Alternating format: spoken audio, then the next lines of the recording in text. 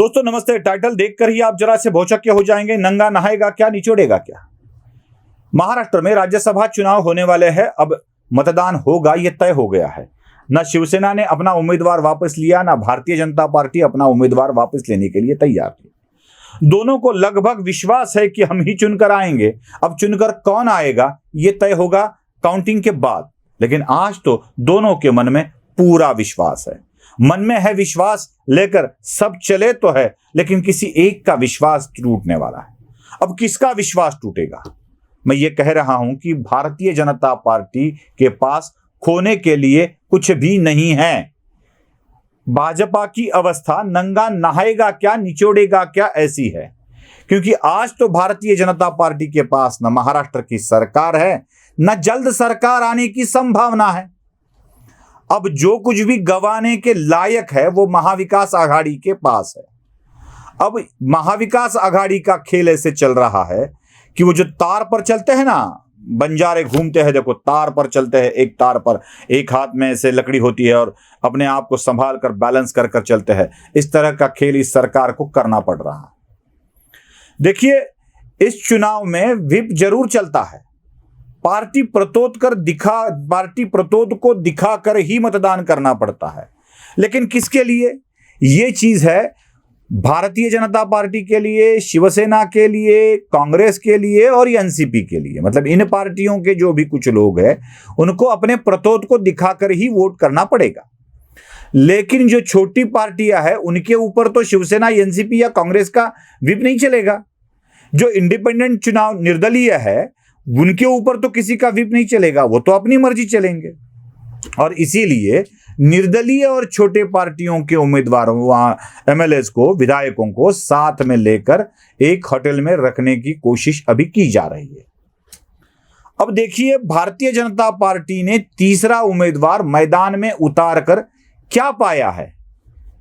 पाया यह है कि कांग्रेस और शिवसेना के बीच में जो अनबन चल रही है वो सबके सामने आ गई है।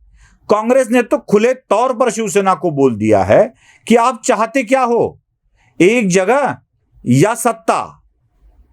मतलब राज्यसभा की एक सीट के लिए अगर सत्ता गंवाना चाहते हो तो गंवा दो, खुले तौर पर कांग्रेस ने कह दिया है।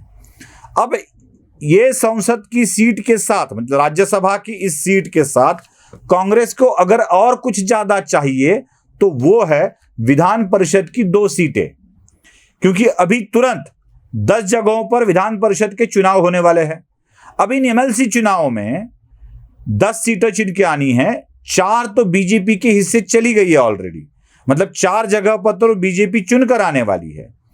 बची 6, और 6 में से हर पार्टी के हिस्से 2 सीटें आती है।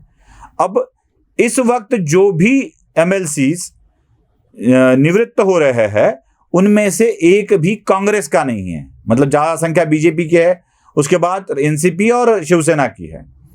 तो अपने अपने 2 तो लाने ही हैं उनको। एक एक्स्ट्रा चाहिए शिवसेना को। अगर शिवसेना को एक्स्ट्रा चाहिए तो कांग्रेस का ही हिस्सा कटेगा। अब यहां पर भी कांग्रेस को यह करना पड़ेगा कि देन सैक्रिफाइस करना पड़ेगा। अब कांग्रेस कह रही है कि आपके विवादों में कहीं हमारी सीट न घाटे में आ जाए, कांग्रेस वाली सीट, क्योंकि पहले ही कांग्रेस ने यूपी से लाके आदमी यहां बिठा दिया है। तो कांग्रेस अपने 44 वोट्स अपने ही कैंडिडेट को गारंटीड देगी। मतलब 169 जो सीटें महाविकास आघाड़ी के पास है, एमवीए के पास है, उनमें से 2 तो चली गई। अब बची 167।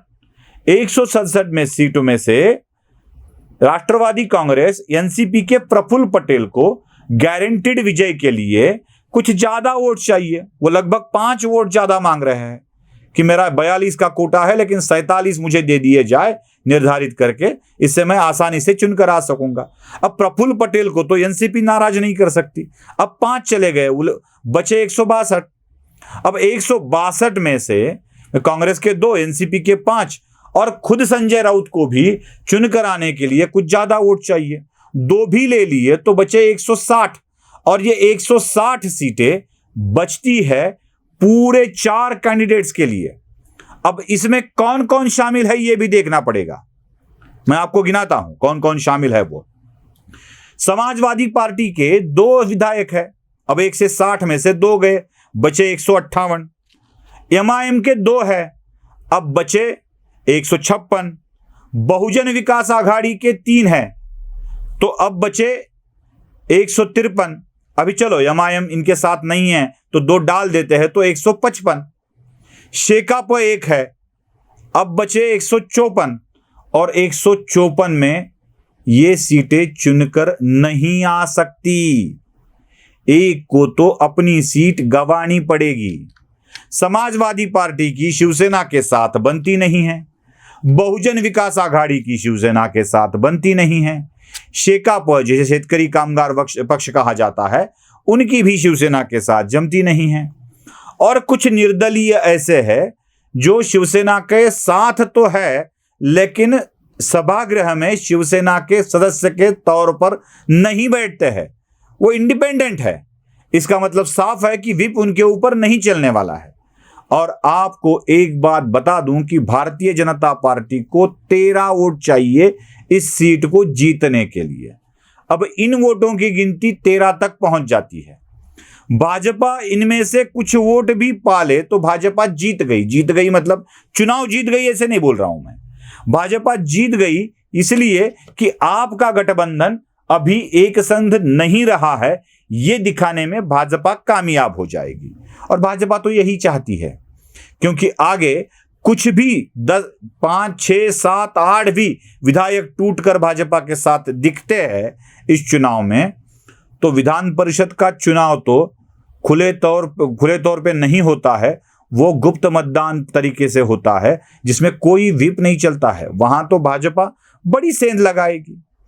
अगर यहां पे किसी पार्टी में सेंध लग भी जाती है तो विधान परिषद के चुनाव को सामने रखते हुए कोई भी पार्टी अपने विधायकों की तरफ कार्रवाई नहीं कर सकती। यही एक दिक्कत महाविकास आघाड़ी के सामने है। इसलिए दौड़ो भागो, इकट्ठा करो, एक जगह रखो, होटल में रखो, कहीं जाने मत दो, भागने मत दो, किसी को खरीदने मत दो, यही एक मामला हमेशा चल रहा है।